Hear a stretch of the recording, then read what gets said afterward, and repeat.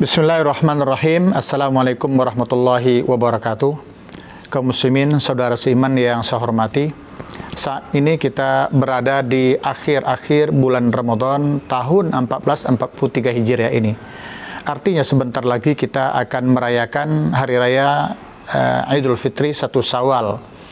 Oleh karena itu, pada kesempatan ini ada beberapa hal yang ingin kita sampaikan sebagai tuntunan di dalam merayakan hari raya Idul Fitri, termasuk dalam melaksanakan sholat Idul Fitri itu.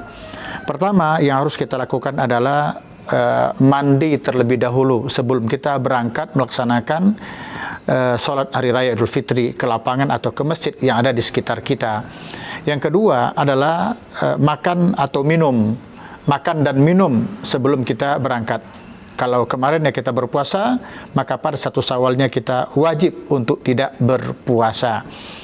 Kemudian yang ketiga, yang tidak kalah pentingnya juga yang termasuk disunnahkan oleh Rasulullah SAW itu adalah memakai pakaian yang terbagus yang kita miliki. Tentu saja yang bersih. Berikutnya, terutama bagi laki-laki disyariatkan untuk memakai wewangian, harum-haruman di saat melaksanakan sholat hari raya Idul Fitri itu.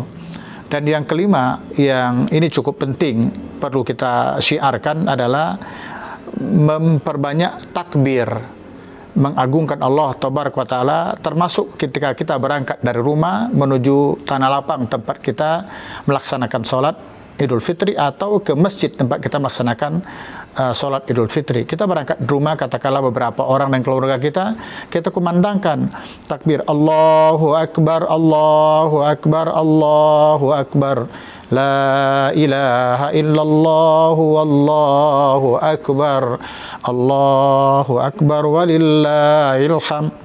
Terus kita bertakbir sampai ke tempat pelaksanaan sholat hari raya Idul Fitri 1 Syawal tersebut. Setelah kita sampai di sana, kita bergabung dengan mereka yang ada di sana untuk mengagungkan Allah, membesarkan Allah dengan bertakbir bersama mereka. Hadirin, sholat hari raya Idul Fitri itu merupakan syiar dari syiar-syiar agama Islam. Bahkan di dalam hadis Sahih Bukhari malah disebutkan wanita-wanita yang selama ini dipingit itu disunnahkan untuk melaksanakan sholat, keluar melaksanakan sholat bersama orang-orang lain ke lapangan. Berikutnya lagi, bahkan wanita-wanita yang dalam keadaan haid pun itu disyariatkan untuk pergi ke lapangan, hanya saja mereka tidak sholat. Mereka hanya berzikir, mengagungkan Allah dan duduk di bagian atau bagian paling belakang. Ini menunjukkan betapa agungnya hari raya ini, betapa perlunya kita mensyiarkannya dengan bertakbir, mensucikan Allah. Ya, mudah-mudahan apa yang kita lakukan ini nanti senantiasa diridhai dan terima oleh Allah, dan ini bagian akhir dari rangkaian ibadah Ramadan kita. Allah berfirman, "Walitukmilul iddata walitukabbirullaha ala ma hadakum." Hendaklah kamu menyempurnakan hitungan Ramadanmu, entah 29 atau 30 hari. Setelah itu, walitukabbirullaha ala ma hadakum. Hendaklah kamu mengagungkan Allah, membesarkan Allah dengan bertakbir kepadanya.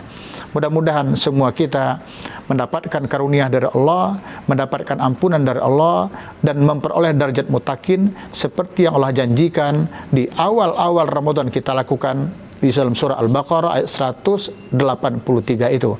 Ya ayyuhalladzina amanu kutiba alaikumusiyam kama kutiba alal ladzina min qablikum la'allakum tattaqun. Wahai orang-orang beriman, diwajibkan atas kamu berpuasa sebagaimana diwajibkan kepada orang-orang sebelum kamu. Mudah-mudahan kamu bertakwa. Mudah-mudahan derajat takwa yang dijanjikan Allah disematkan Allah kepada kita di saat kita berada pada 1 Syawal nanti insyaallah. Mohon maaf atas segala kurangannya. Taqabbalallahu minna wa minkum. Kullu amin wa antum bi khair. Wassalamualaikum warahmatullahi wabarakatuh.